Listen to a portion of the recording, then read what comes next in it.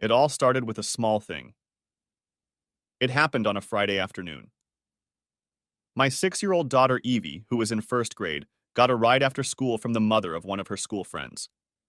Since they were passing through anyway, she called me and asked if I could take Evie home with me, since they lived nearby. I said yes.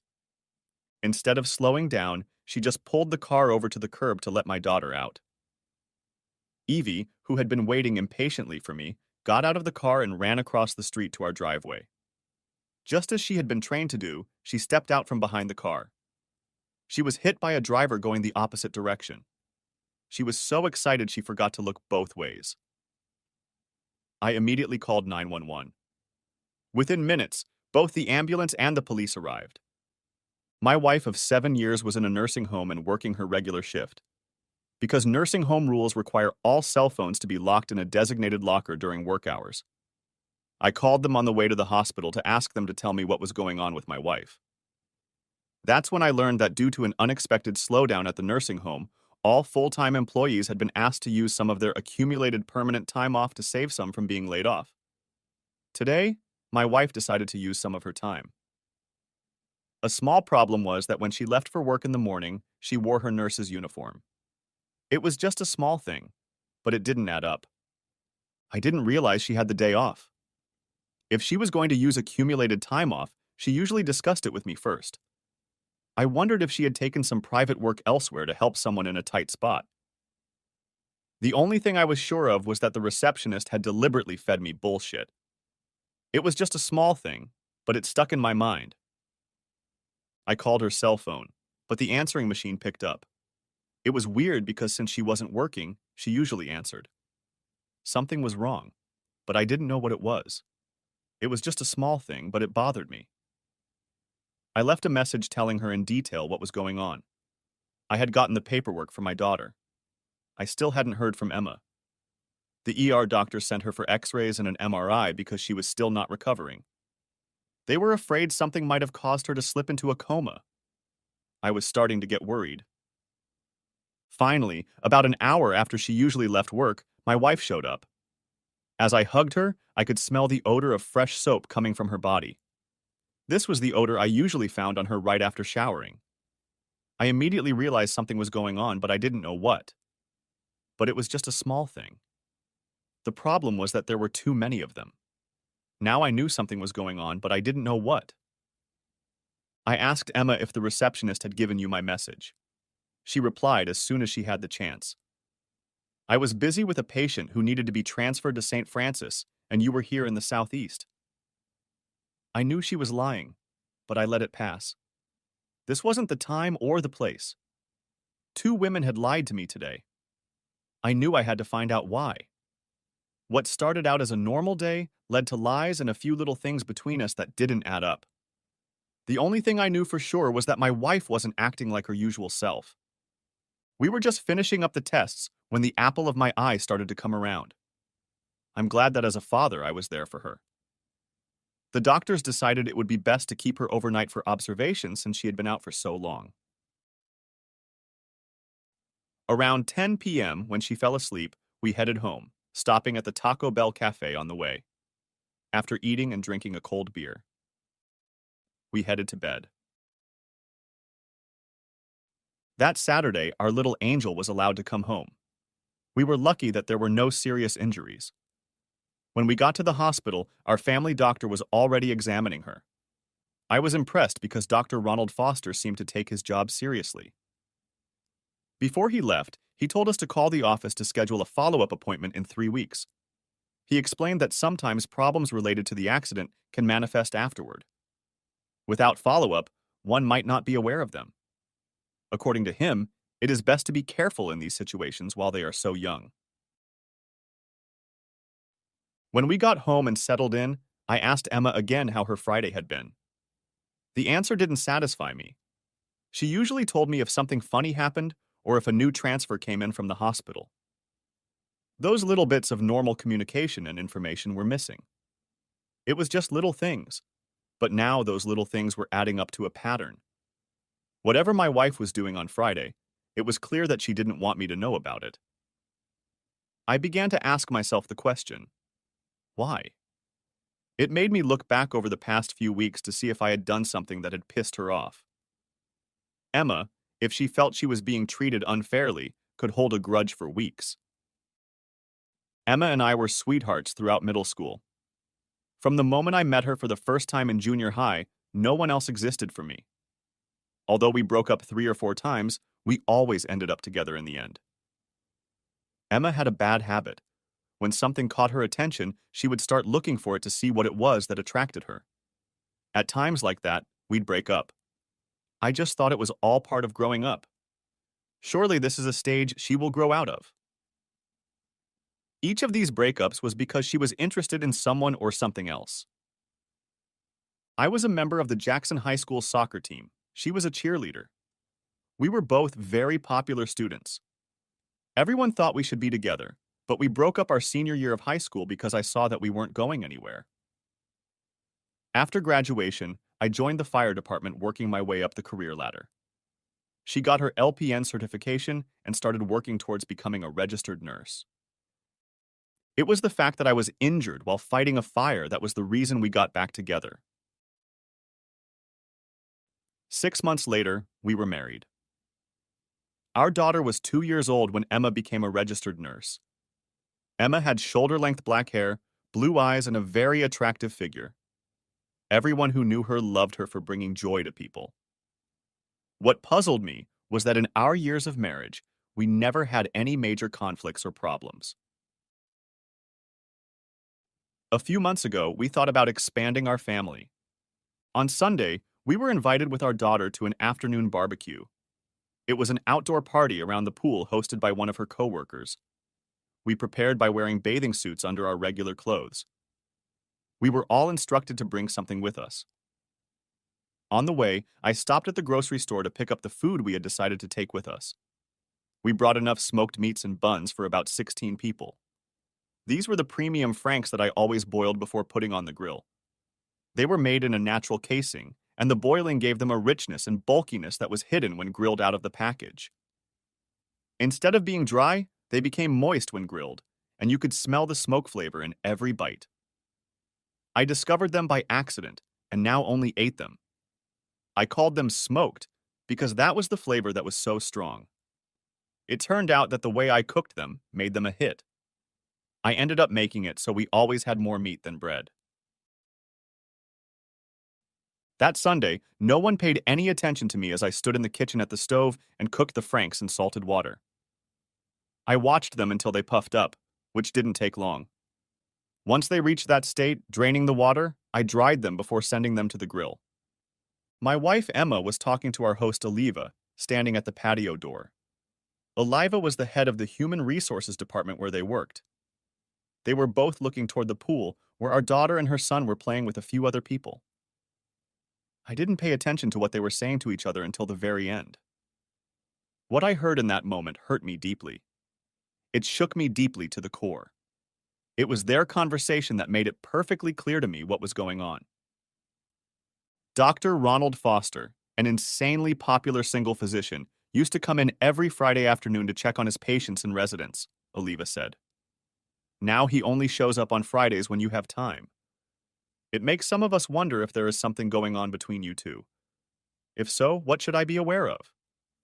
No, not really, my wife replied, while looking more than flushed, as if she really didn't want to discuss the matter. I knew that such a look usually meant she had been caught doing something she didn't want to explain. I now knew of 2 people whose normal Friday night routine had suddenly changed. I also knew that Emma had a very good reason why she didn't want the truth to come out. She was keeping something very secret, and it wasn't normal for her. We're just professional friends. Emma tried unsuccessfully to explain to Olive. He likes the detailed reports I send him on the behavior of his Alzheimer's patient. He says it makes his medical care easier. Well, that's not what they talk about in the hallways, Oliva said. Whatever's going on between you two, it better be kept quiet when you're at work, or the rumors about you two will only get worse. Nah, I'll be sure to tell him that the next time I see him. I have another doctor's appointment scheduled for next week, said Emma. I think I'd better go check on Evie. I watched Emma walk away to check on our daughter who was in the pool. The words came off my lips. Son of a bitch, she's lying. She doesn't have a doctor's appointment next week. Oliva heard me and turned around, seeing the shock on my face. Her face turned white because she realized, as I did in that moment, that there was definitely something going on here, and that I didn't know anything about it until today. You heard us, Damon, didn't you? Olive said. I only nodded my head. You think there's something going on between them, don't you? There have been a few little things over the past few days that just didn't add up. Now that I've just seen and heard, it's a very different picture. It was clear from the look on her face that she was hiding something she didn't want anyone to know about. It made me look at things differently. Can you please tell me how long Emma has been taking every other Friday off? Said I. For the last 3 months. She suggested this arrangement herself since she works a lot of extra hours. According to her, most of her overtime goes to extra taxes.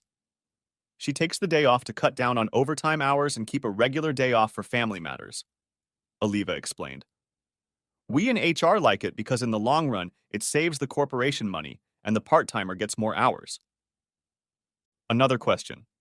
How close are Emma and the receptionist who answers the phone? Best friends. Why? Replied Oliva.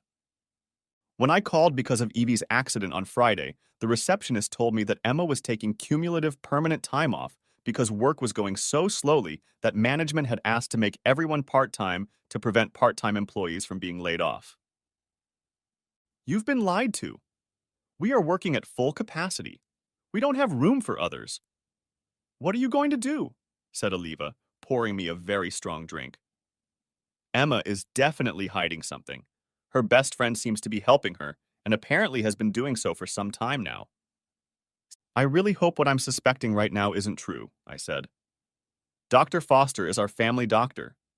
If what my intuition tells me is true, I'll ruin his career, divorce his wife, and get sole custody of our daughter. Judging by the gossip, you're not the only one who thinks something else is going on, Oliva said. The nurses she works with think they're too friendly with each other for it to be anything more than a professional relationship. They seem to spend too much time in the patient's room when the door to the unit is closed. If I find out anything else, I'll let you know. Please let me know. As a firefighter, we always say that where there's smoke, there's fire. Perhaps this is nothing more than a mutual attraction taken too far. Either way, I'm going to find out, said I, wiping away the smoke. Nice try, but I don't think it's going to work, Oliva said. I've been there, and when our intuition tells us something, it usually turns out to be right. At that moment, I began to believe that I was observing the same pattern of behavior in Emma that I had seen in high school. If true, it meant only one thing. Emma's eyes had found someone else. Dr. Ronald Foster joined the partnership group a little over 3 years ago to take over our former physician's family practice. The local hospital was giving him a hard time because of his age, and the partners in the group he was a part of had effectively forced him to retire. Emma was a registered nurse and got her license while working at Southeast Hospital before moving to a nursing home.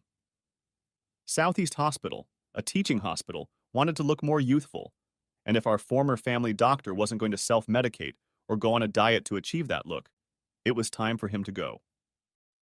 It's sad when a medical organization puts science and image ahead of time and experience. For the next 6 weeks, I worked a 6 to 6 evening schedule, 4 days on and 4 days off. It was time to get the help I needed. If something was going on, my work schedule gave them the perfect opportunity to do whatever they wanted without being caught. My loving wife created enough doubt with her behavior that I took a step I thought I would never have to take. Before taking the smoked meats out to the grill, I sent a text message to one of the team members I regularly worked with asking them to call me in 5 minutes. I was standing next to my wife when he called. Before answering, I told my wife that since it was work-related, I was going to go outside for some alone time. After answering him, I asked him to wait and left the backyard. Truth be told, I only did this because I didn't want Emma to hear this conversation. Bob, do you remember the team we put together when we had to find out for Glenn what was going on with his ex-wife a couple years ago? I asked. Of course I remember, Damon. It worked very well and didn't take long. Bob replied. Who needs our help this time? Me. From what I've learned, I believe this has been going on for at least the last 3 months. Emma and the man I think she's involved with is Dr. Ronald Foster, I said. Even her colleagues at the nursing home think something is going on. I know because I just overheard one of the supervisors talking to her about it. There has to be a serious relationship for this to be talked about. Whatever is going on, the head of HR told Emma to tone it down when they were together at her job.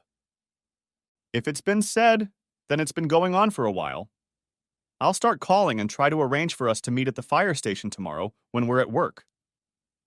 Bob said, Our friends at the sheriff's department would love it if we offered them something out of the ordinary. Remember, Damon, we'll have to set the same rules for you as we did for Glenn.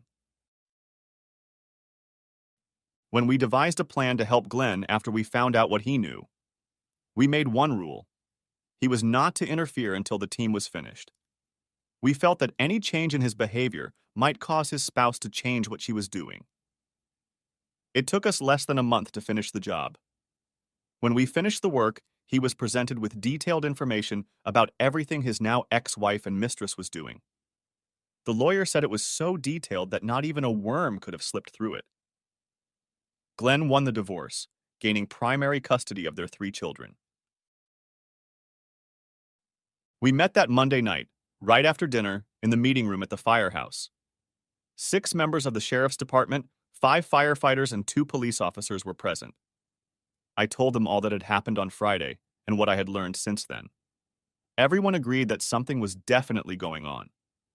I gave them a description of my wife's car, her license plate number, and her usual hours of operation. She worked 8 hours a day, starting at 7 in the morning and ending at 3:30 in the afternoon. They asked me to get copies of our medical records for the past 2 years from a file cabinet kept at our home. They wanted to make sure that Dr. Ronald Foster was still our family doctor by reviewing the medical billing records. If they had a romantic relationship, he was to assign us to another doctor from their limited partnership practice. I was then asked to leave the room so they could plan who would do what and when. On Tuesday morning, after walking my daughter to the bus, I saw my retired neighbor getting the morning paper. I went over to say hello. We got to talking and he asked why the doctor had stopped by last night. Are you sure it was a doctor? He said he was still wearing his white overcoat when he got out of the car. I saw him take it off and leave it in the car before he came to your door. Your wife had opened the front door and was waiting for him. He was still in the house when I went to bed around 10 o'clock, he said. I hope it's nothing serious. I replied that I didn't know why, but would ask my wife about it when she got home. As I approached the house, I realized that my fears were correct. Grabbing my cell phone, I walked over to my neighbor and showed him a picture of Dr. Ronald Foster from the medical group's Facebook page. He said it was the same doctor he had been seeing. Emma called and said she would be late. I ended up taking Evie, our daughter, to my mother's house so I could get to work on time. I told Bob what the neighbor had said and gave him copies of our medical records and certificates from the health insurance company. They proved that Dr. Ronald Foster was still our family doctor. The last time my wife had been to see him was 2 weeks ago. The following Tuesday, while my wife was working, some boys came in and did something around the house. I was not allowed to go into the house until they were finished. So I sat and chatted with my neighbor about this and that. My neighbor said that the doctor's visit last week wasn't a medical visit, was it? I told him he was a smart man. He said, your friends are doing the wiring in the house. I said they are, but they are doing it without me. It was done so I wouldn't know where anything was. If I had known what they were doing, I would have watched to see if they were working, just like anyone else, and maybe my change in behavior would have given them away. I wish I had friends like you, said a neighbor when I was going through a divorce years ago. It could have saved me thousands of dollars in legal fees alone. These days, you have to do everything you can to protect your ass, even from those you trust. The sad thing is that the new computer age has really helped destroy the few family values we had. On the first day of the last 4-day run, ending 6 weeks of nights, they came to the firehouse to give me the bad news. They even brought along one of the best divorce attorneys in our town. I immediately realized that there was more to my situation than just my wife fooling around. The fact that they chose an attorney for me meant that the team felt that we had to act very quickly. Emma and Ronald Foster were lovers. Their affair had been going on for over 6 months. It was reaching a breaking point. They felt it was time to take some bold steps. Emma was waiting until the end of the school year to file for divorce, which was only 2 months away. On the nights I worked, they would either stay at my house after Evie went to bed, or Emma would take our daughter to her sister's so they could babysit. Emma, after spending the night with Ronald at his house, would pick Evie up to bring her home before I left. Then, they would get together as usual. The reason the lawyer was there was because of what was being done behind my back.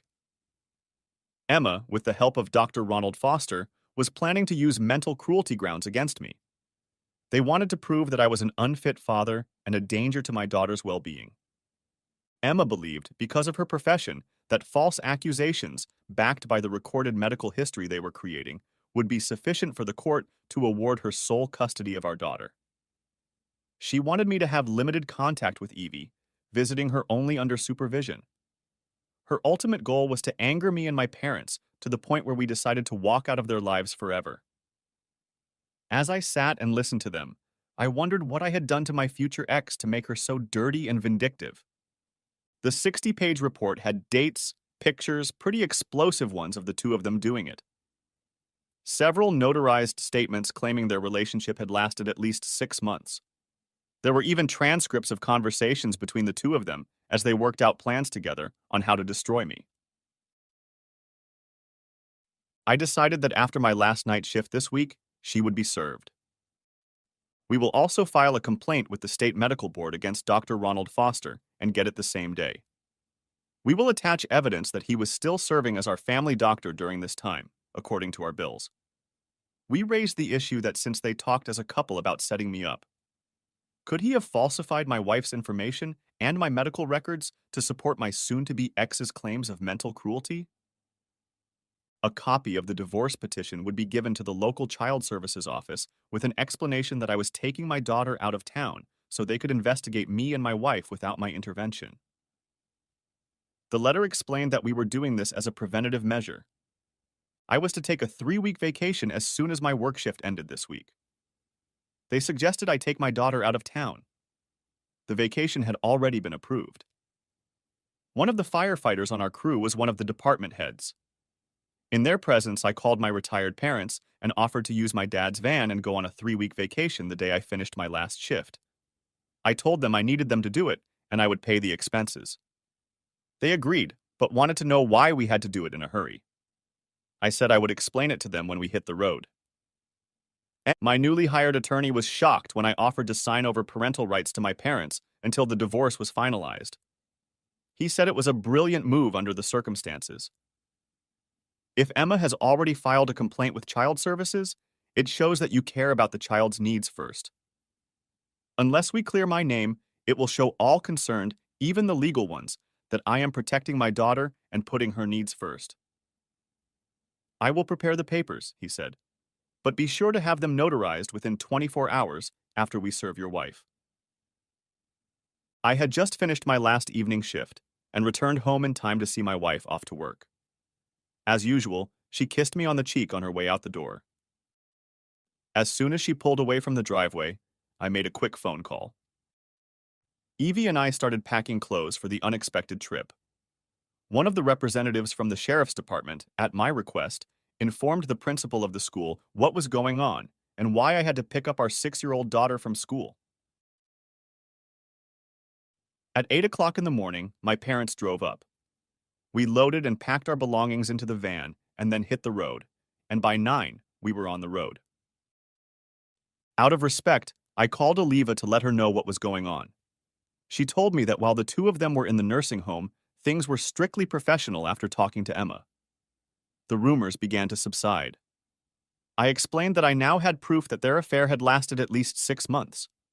As a result, I would have to serve her tonight while she was at work. Oliva said she would be a witness and let me know how it went. I then joined my daughter in my parents' huge van. As we drove out of town, I handed my mother a legal envelope with all the details. Asked her to read the whole thing. My father asked what was going on. I recently found out that Emma was planning to divorce me at the end of the school year, I explained. What Mom is reading is what we found out and were able to prove. Her lover is our family doctor, and they were going to make me look really bad.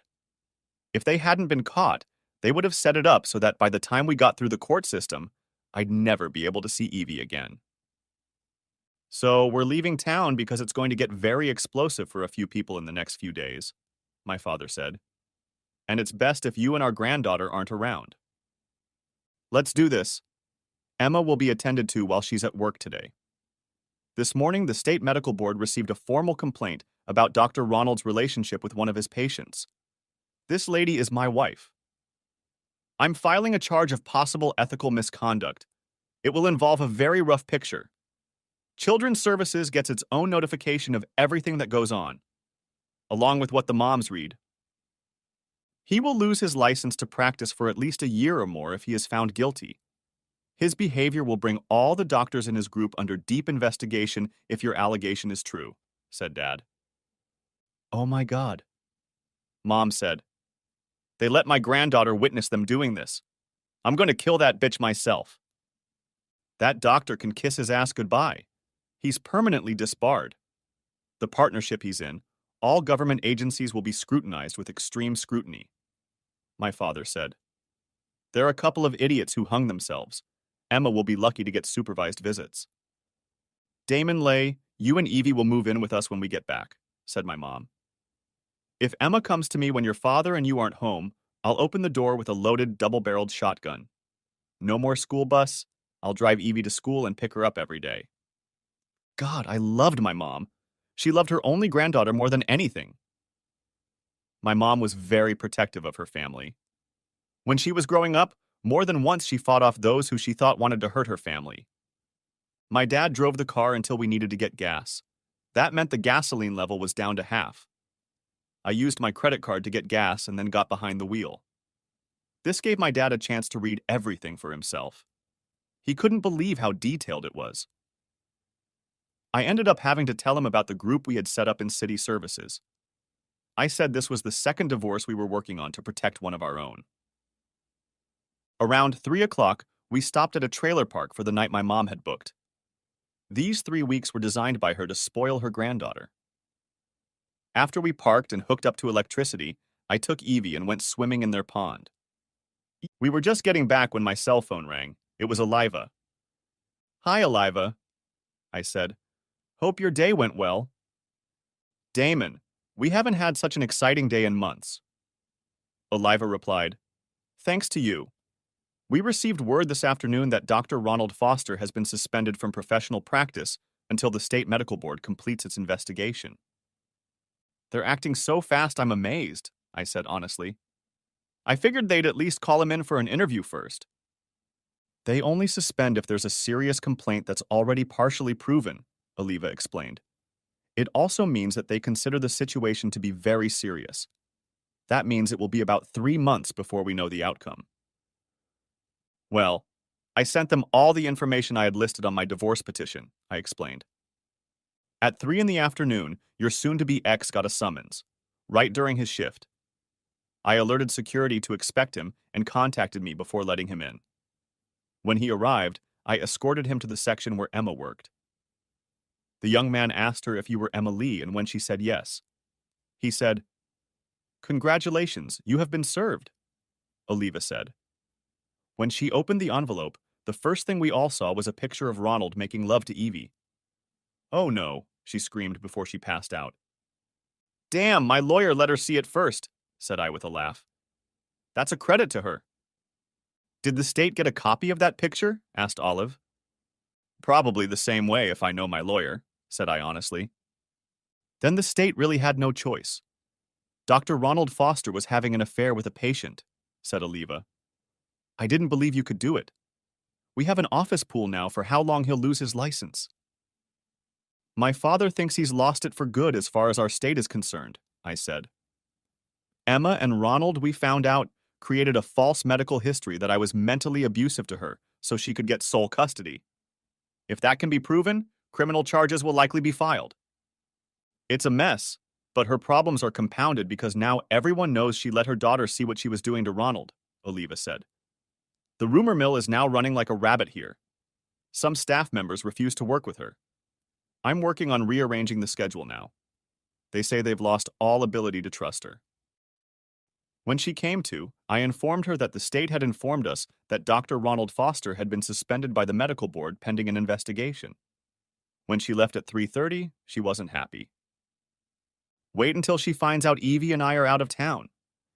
We left with my parents this morning on the advice of my lawyer. My lawyer decided that because of the accusations against me by Ronald and Emma, it would be best if I wasn't alone with my daughter at this time. A smart move, since she has many friends all over the world thanks to her profession.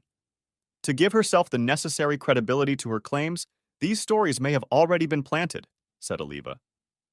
In the end, it was the details in our reports that saved our organization's ass more than once from a legal standpoint. We promised to keep in touch and said goodbye. Mom and Dad looked at me in utter fascination. It was as if they realized for the first time what Emma and Dr. Foster were trying to accomplish. Mom, find in your notebook the address of the nearest notary we'll have tomorrow morning, I said. Why? She asked. The lawyer has drawn up legal documents giving you both my parental rights until either the divorce is settled or my name is cleared. We have to have them signed and notarized by 3 o'clock tomorrow afternoon, I said. I won't let them take my daughter away from us, no matter what happens. My mother tearfully asked, Are you sure about that? Does that seem a little extreme? Yes, Mom, I'm sure. Even the lawyer thinks it's for the best. We don't know what the fake medical reports say. As a result, until it can be proven that I am not a danger to my own child, for Evie's protection, we are going along with this. I explained. My mother began to cry. Upon arriving home, Emma Lee found her husband's car in the driveway. She shut off the car and prepared for the expected storm. She walked over and rang the doorbell, hoping he would answer. But he didn't come, so she rang again. Finally, she took the house key and unlocked the door. As soon as she entered the house, she realized that no one was home because her daughter had not come running to greet her. Pulling an envelope of legal documents out of a huge bag, she began to read it all the way through. It was clear that whoever had used his services, they had caught it all. Ronald and her own deciphered words laid out their plan. He struck first, and he struck hard. The problem was that none of the altered medical records had been made public simply because they hadn't reached that stage in their plans yet. And now, they wouldn't be. Ronald couldn't access his files until the investigation was over. Ronald never learned the details of the complaint against him. He was only told that because of the seriousness of the complaint, they were taking precautionary measures. Damon proved that the case and their stupidity had nothing to do with it. No moral person would accept that a 6-year-old girl witnessed them making love. Until now, she hadn't even realized it had happened. Evie must have woken up and then gone straight to bed.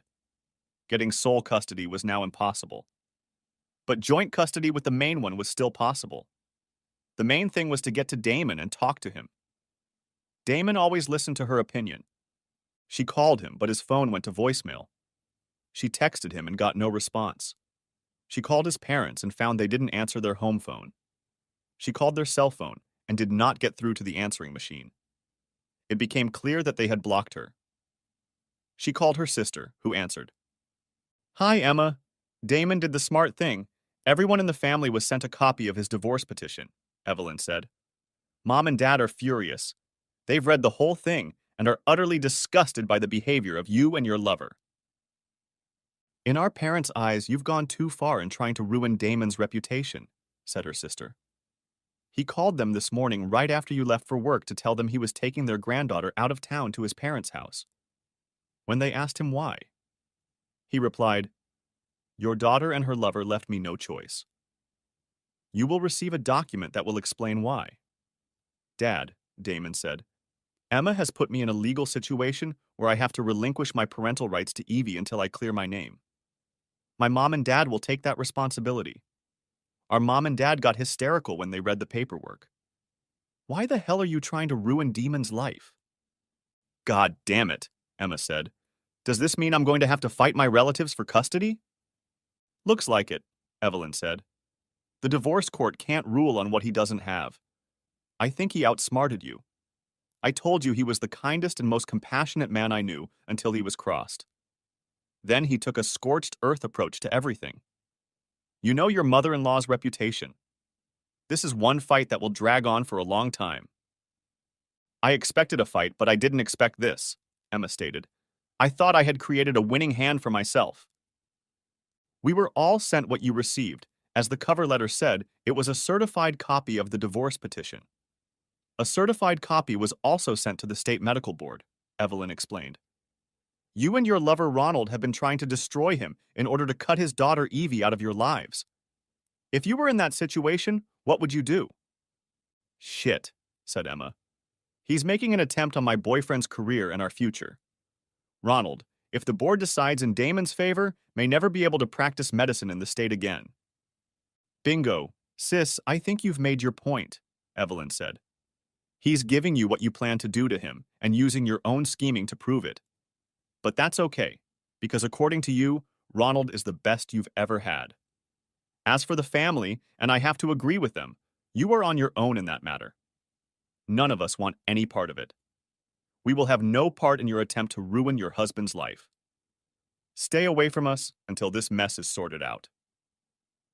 Emma was stunned that her husband had completely outplayed her. Even her family wanted nothing to do with the mess she had made for herself.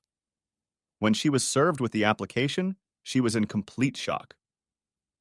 Ronald and she thought she had been so careful.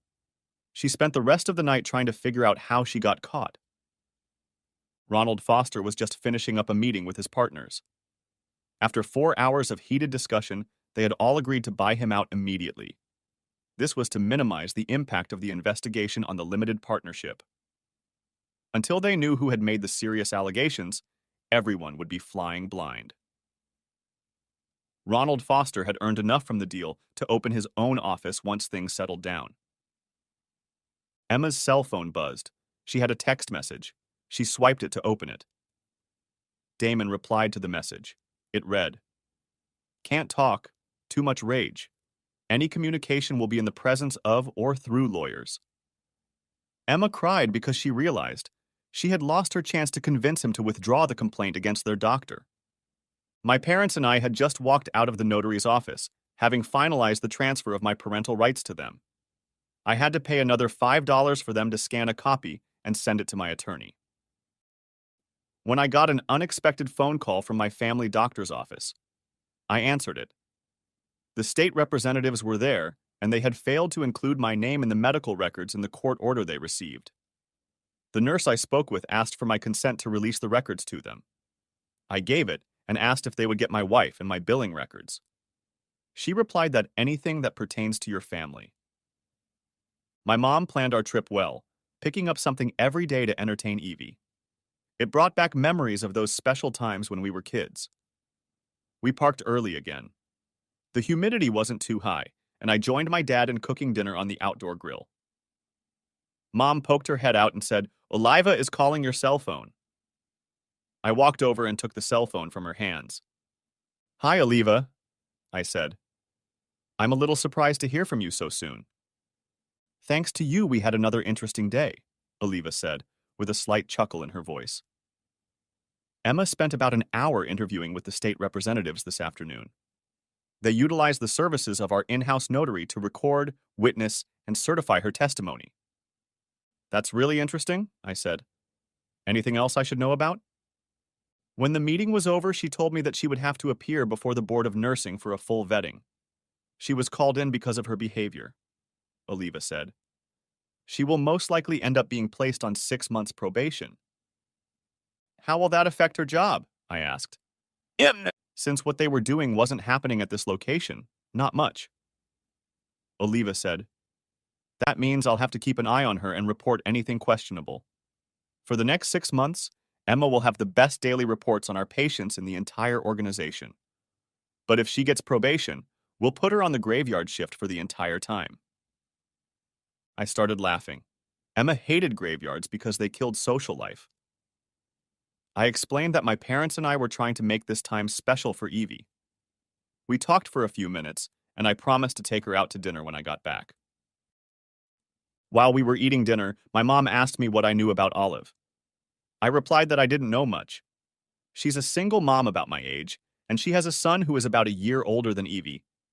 I don't even know if she was married or not. Oliva and I kept in touch the entire time we were away.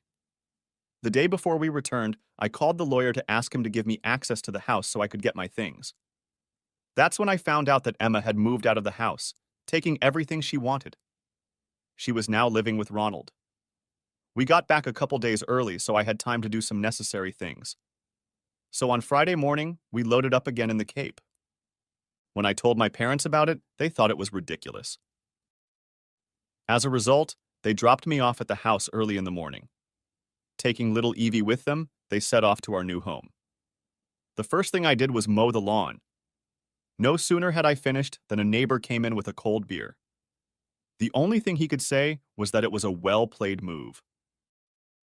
Your marriage breakup was reported on the local news. I called a locksmith to come and rekey all the locks. I spent the afternoon cleaning up the mess Emma had left behind. I called my mom and asked if she needed to pick up anything from the house. She said no, just the rest of your and Evie's clothes. What was left, I decided to sell along with the house. I loaded up all the leftover canned and frozen food and took it to the food bank. Then I went back to clean out the refrigerator. I took the stuff home, and my mom made me leave all my clothes in the laundry room. She wanted all the clothes washed before we started using them, in case something was done to them. It was now about 4 in the afternoon, and I picked up my cell phone. Olive picked up on the first ring. "Hey, Damon, you're back," Oliva said. "When did you get back?" "This morning. I've been tidying up the house all day to get it ready to sell," I said. "I was wondering if you and your son would like to have dinner with me and Emma." "If he was home, we'd love to, but he's with my mom this weekend and I'm free," Oliva said.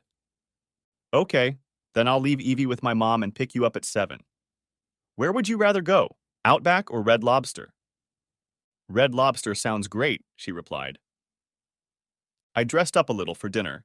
I put on a shirt, pants, and leather shoes. Since I had made reservations, we were immediately escorted inside.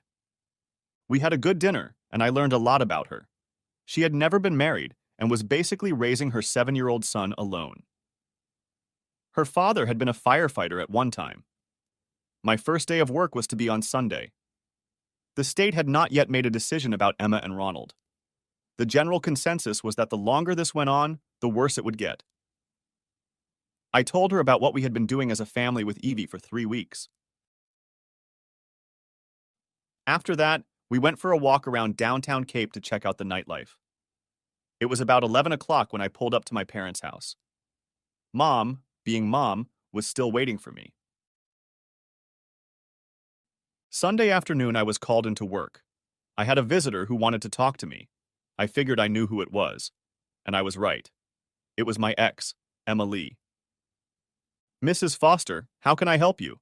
I said, as I walked into the office and turned on the recorder app on my cell phone. "My name is still Lee, Damon," Emma replied. "Well, if that's true, then I'm still a piece of shit to you," I replied. "So what do you want?" "Damon, that's not true," Emma said, trying to lighten the mood. "I'm sorry, but that's not what your behavior is indicative of, is it?" I replied. "The first thing you did was move into another apartment as soon as Evie and I went on vacation. Witnesses say you moved in the next day.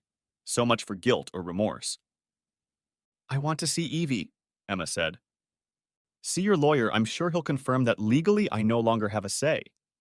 "It sounds like you're knocking on the wrong door," I replied. "After all, I was the one you publicly stated to that I was abusing our child."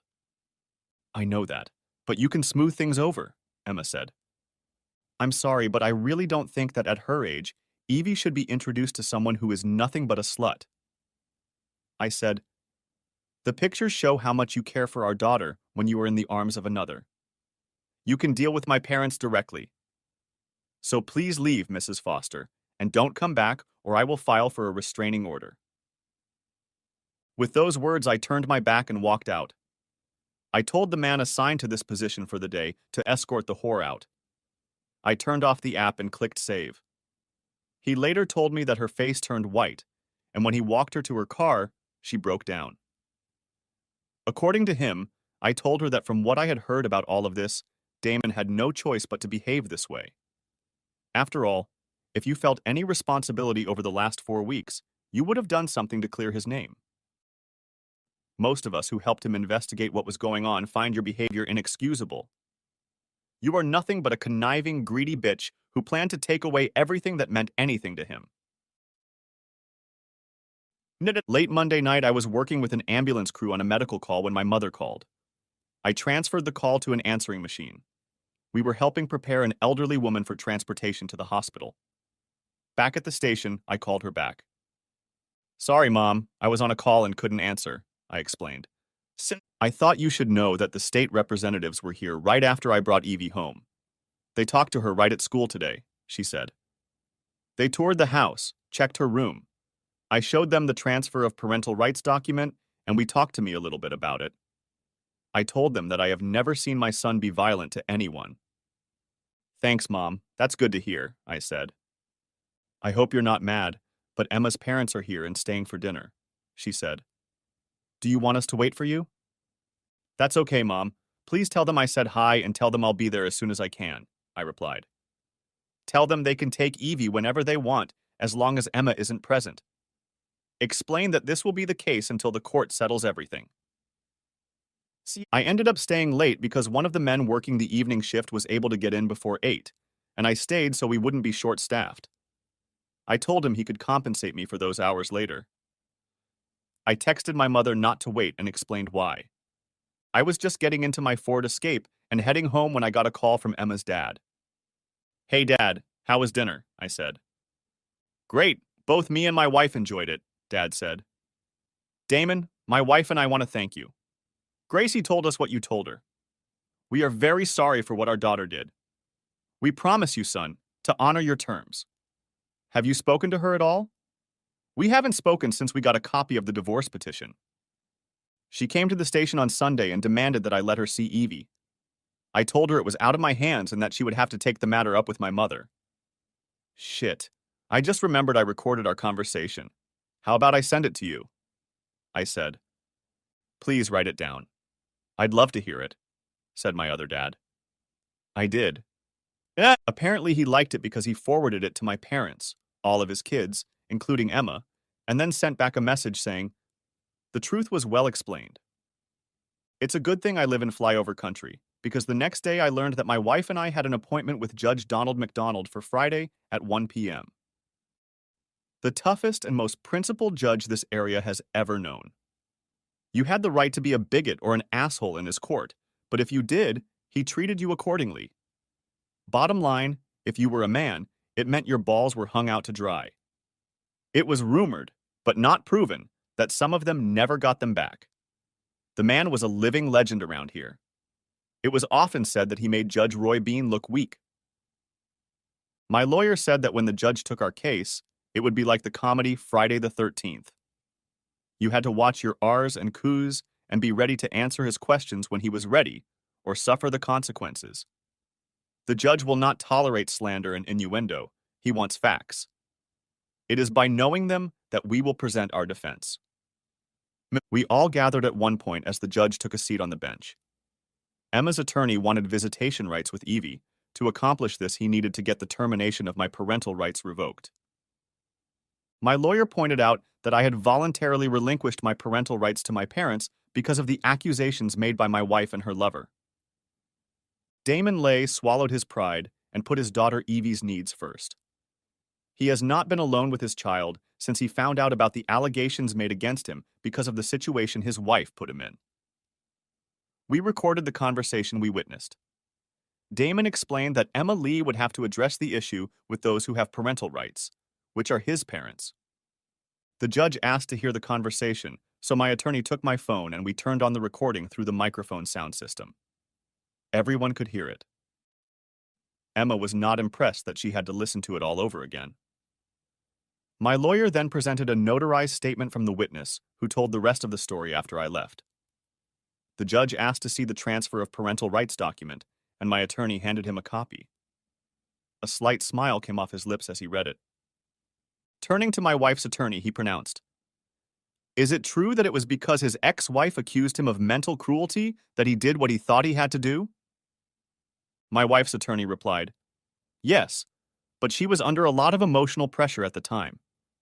Now that she is out of the relationship, she has regained her equilibrium."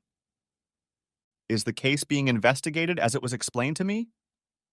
"Yes, it is being investigated, but there is no decision or ruling yet," my wife's lawyer said. "I'm going to read what the termination of parental rights document says." The judge said, "I voluntarily relinquish my parental rights until the issues regarding my parenting skills are resolved by the state agencies that are investigating or until the court rules after receiving evidence that I am not an abuser." There are 2 agencies currently investigating, correct? There are 3, the State Medical Board, Children's Services, and the State Board of Nursing, my attorney explained. Brilliant! It's just one big mess. How long have these investigations been going on? Asked Judge McDonald. About a month, my attorney replied. Judging by the length of the investigation, it's not just the typical he said, she said problem. Is it? The judge asked. On page 32, the second and third paragraphs of Damon Lee's divorce petition explain why the 3 commissions are still looking into this case, my attorney said. We all watched as the judge pulled it out of the folder and read it. His face took on a serious expression. He set the papers aside, looked at my wife's attorney. Let me make it clear that a divorce cannot be granted until all 3 investigations are complete. I will not interfere with an investigation that could lead to criminal charges. From what I have read, it appears that one of the parties in this situation is here because of the possible criminal actions of the others. I have to take that possibility into consideration. It may be that the complaints about one party by the other party are false, Judge Donald McDonald said. The termination of Mr. Damon Lee's parental rights stands. I want to acknowledge the wisdom he demonstrates to the court by his action. It takes a special type of parent to put the needs of a child first. He did so to protect both the child and himself. The behavior of both biological parents towards the child came into question because of the behavior of one of them. He found it best to remove himself from the equation. So I have to agree that until we see the reports from the state, no final decisions can be made. Mrs. Emma Lee's suit for visitation must be brought against the child's other legal guardian, which he is not. Court is dismissed, said the judge. The expression on Emma's face spoke for itself. She didn't like the fact that what I had done was deemed legal. Emma was furious because she hated to lose. As we were leaving the courtroom, she approached me. "Damon, how did you guess?" asked Emma. I replied, "It was just a bunch of little things that didn't add up between Evie's accident and the barbecue at Olive's. Remember the phone call I got that Sunday?" Emma asked, "Yes, why?" "It wasn't long before I realized that your behavior was the same as in high school when you were interested in someone else," I said. "That call to me was in response to a text I had sent a few minutes earlier. By the time it was over, you were already under investigation." Her face went completely white. It hadn't occurred to her that she'd given herself away. Up to this point, she had thought someone had told her. "If you follow the little things, the whole story eventually emerges from them," I said with a smile.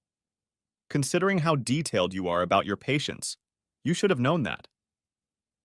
I didn't need to tell her that, but I really enjoyed getting to the bottom of it. It made her even angrier because I had the biggest grin on my face. As I walked out of the courtroom, I slipped into the men's restroom and ran into the judge. I thanked the judge for his decision. "It was a pleasure," Judge McDonald said. "When I read the facts, everything was so black and white. One question, was it your lawyer who suggested you do this?" "No, it was me," I said. Knowing my wife, I realized she would do or say anything to make my situation worse. I saw that I had driven myself into a frame of reference that she felt she could control. A friend told me that because of her profession, She knew many influential people who could affect the outcome of the situation. I did it to remove myself from that state in the only way available to me. If you hadn't done that, she would have not only gotten not only visitation rights, but also custody rights because of the seriousness of the allegations against you, the judge said frankly. Your preemptive strike put an end to all of this. I hope your name is cleared soon. So do I.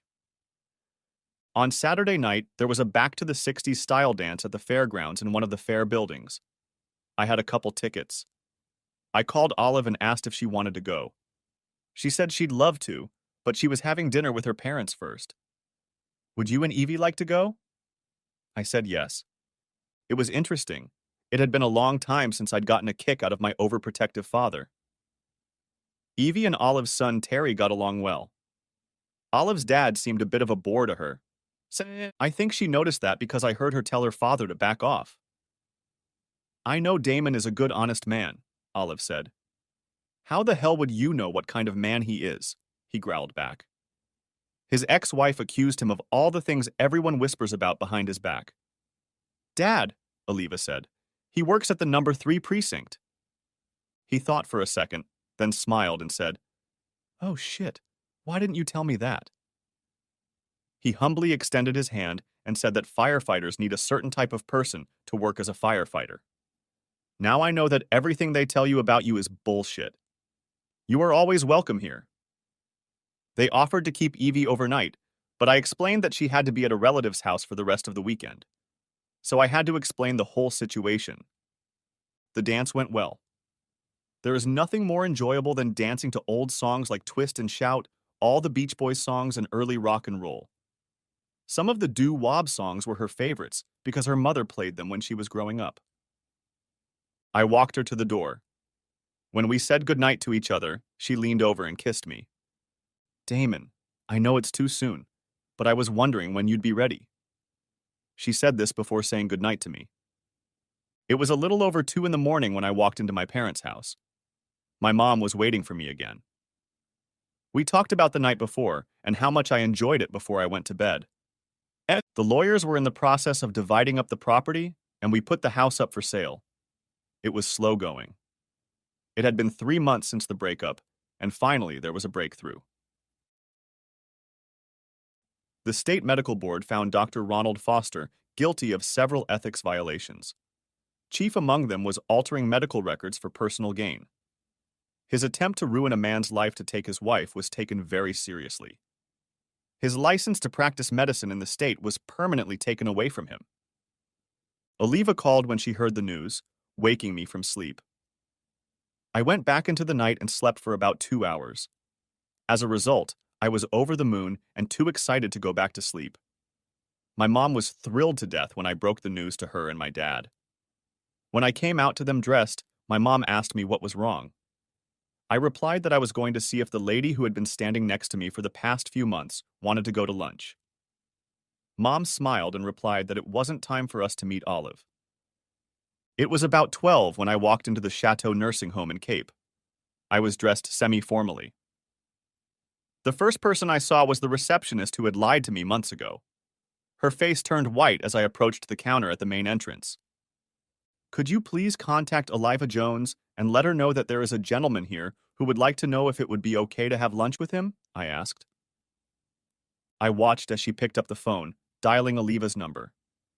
A few minutes later, Oliva appeared with a huge smile. After greeting her, I pulled her to me and kissed her forehead. Then, hand in hand, we walked outside. We went to Logan's Roadhouse restaurant for lunch.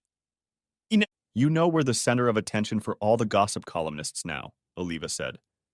Emma already found out about it from the gossip queen, the receptionist. That's her problem. Now that I've been vindicated, I'm not going to look back, I replied. Besides, my new girlfriend is probably tired of waiting for me to get off my ass.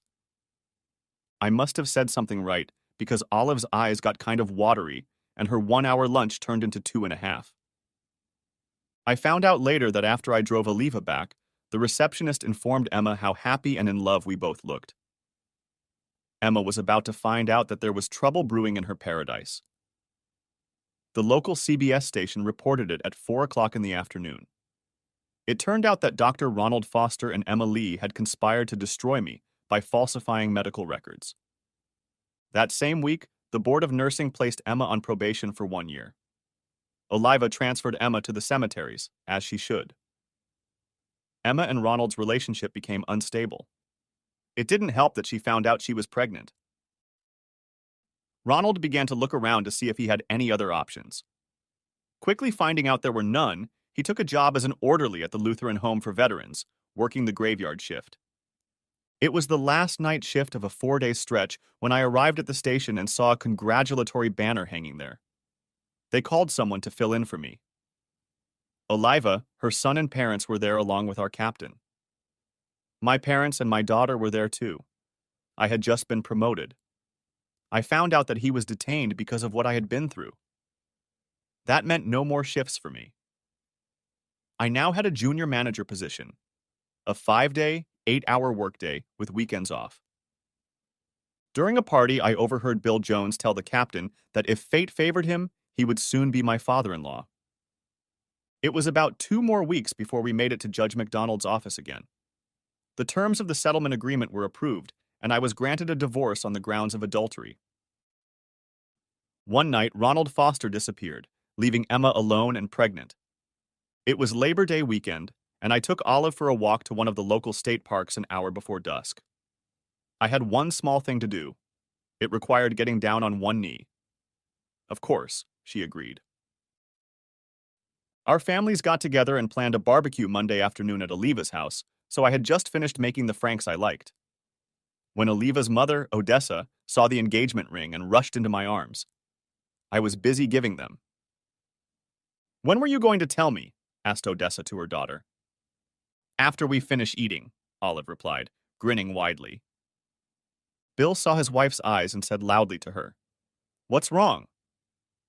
Everyone froze because he had all of our attention. "Nothing Oliva and Damon got engaged and are getting married," Odessa said. "We got married the week before Halloween. Emma is now allowed to see Evie when she's with her parents.